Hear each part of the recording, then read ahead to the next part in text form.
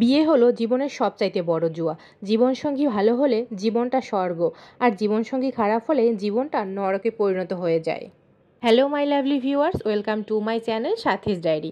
তো আজকের ব্লগটা কিন্তু আমি সকাল থেকেই শুরু করেছি। তো আশা করছি আমার ভিডিওটি তোমরা সবাই দেখবে এবং একটি লাইক দিয়ে ভিডিওটি দেখা শুরু করবে। আশা করছি ভিডিওটি তোমাদের ভালো লাগবে। তো সকাল সকাল আমি সকালবেলা নাস্তা করে নিয়েছি। দেখো, একটা ডিম পোস্ট, আর হচ্ছে শসা, গাজর, আর হচ্ছে একটা আম, আর হচ্ছে গিয়ে পেঁপে দিয়ে ডাল। যেহেতু আমি ডায়েট করছি তাই আমি সকালে এগুলো দিয়েই নাস্তা করে নিয়েছি। তো তোমরা কে কে ডায়েট করো? ডায়েট করা কিন্তু শরীরের জন্য খুব ভালো। তো সকালে এই হেলদি নাস্তাগুলো দিয়েই আমি সকালের নাস্তা শেষ করেছি। তো তারপর চলে গিয়েছিলাম বাজারে। দেখো, বাজার থেকে কিছু কাঁচা সবজি এনেছি এবং কিছু শুকনো বাজার এনেছি। তো মাসের বাজারটা একবারে করে নিলেই ভালো হয়। আমি একটু বেশি করেই বাজার করে রাখার চেষ্টা করি, তা না হলে বারবার আসলে জিনিস শেষ হয়ে যায় আর বারবার বাজার যেতে হয়, বারবার আনতে হয়, একটা ঝামেলা। আমি একবারে একটু বেশি করেই বাজার করে রাখার চেষ্টা করি, যেহেতু আমার হাজব্যান্ড তেমন একটা সময় পায় না বাজার করার। তো বেশিরভাগ সংসারের বাজারটা আসলে আমিই করি, তাই একটু বেশি করেই বাজার করে নিয়ে আসি। তো সেও করে আর কি, কিন্তু খুব কম, সে আসলে সময় পায় না, এজন্য আসলে বাজার তেমন একটা করতে পারে না।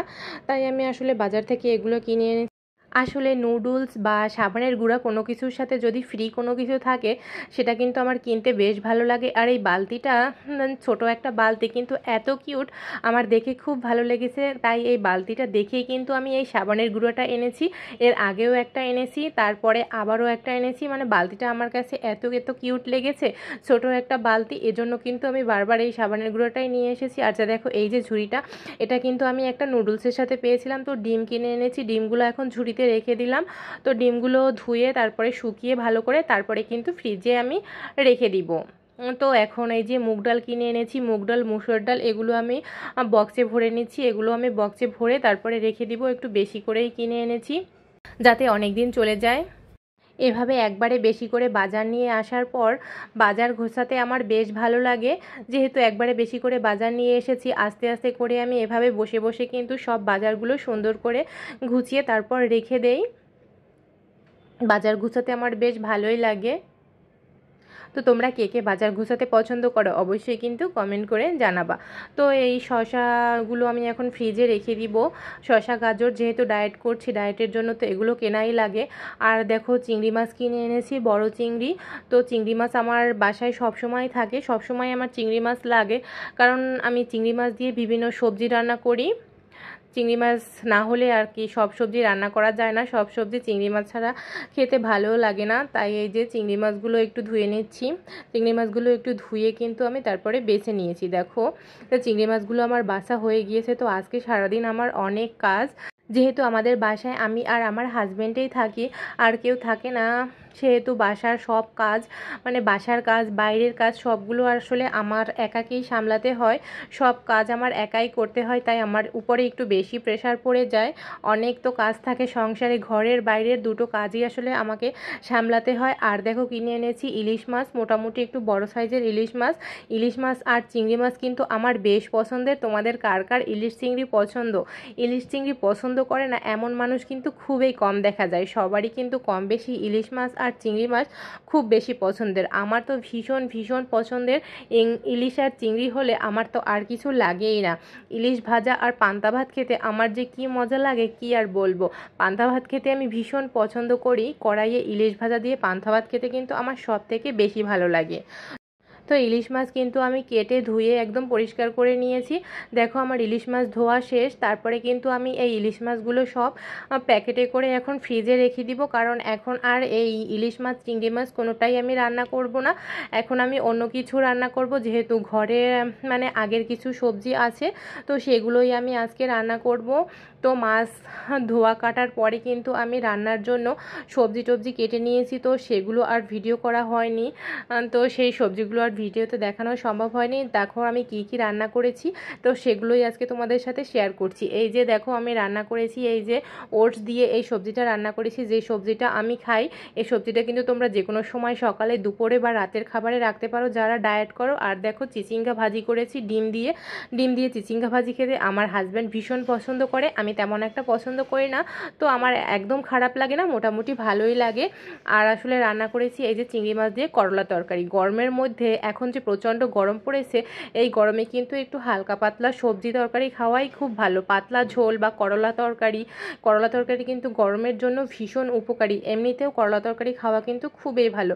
অনেকে তিতা লাগে এজন্য খেতে চায় না, কিন্তু করলা তরকারি কিন্তু রান্না করার পর বা ভাজি করার পর তেমন একটা তিতা লাগে না, আসলে খেতে ভালোই লাগে। একটু তিতা হলেও অন্যরকম একটা স্বাদ লাগে। আমার তো বেশ ভালো লাগে করলা তরকারি আর করলা ভাজি খেতে। তো আজকে আমি এগুলোই রান্নাবান্না করলাম। তো রান্নাবান্না শেষ করে ফেলেছি। রান্নাবান্না শেষ করার পরে আমি চলে গিয়েছিলাম একটু পিঠা বানানোর জন্য। ভাবলাম যে ঘরে মানে পাকা কলা আছে, কলাগুলো একটু বেশি পেকেও যাচ্ছে, সেজন্য ভাবলাম যে আম কলা দিয়ে আমি মেখে একটা পিঠা বানিয়ে ফেলি। এই ডোটা কিন্তু আমি আম, কলা, তারপরে দুটো ডিম, তারপরে হচ্ছে লবণ, চিনি আর একটু বেকিং পাউডার এগুলো দিয়ে মেখে রেখেছিলাম। মেখে রাখার পরে এই যে কড়াইয়ে সয়াবিন তেল গরম করে তার মধ্যে কিন্তু আমি এই যে এরকম করে হাত থেকে কিন্তু দিয়ে দিচ্ছি। দেখো এগুলোকে আমাদের দেশে বলা হয় মানে বড়া পিঠা বা তেলের পিঠা। তোমরা কে কী বলো আমি জানি না, আমাদের দেশে এগুলোকে বড়া পিঠাই বলা হয়, যেহেতু গোল গোল বা বড়া পিঠা, অনেকে আবার তেলের পিঠাও বলে।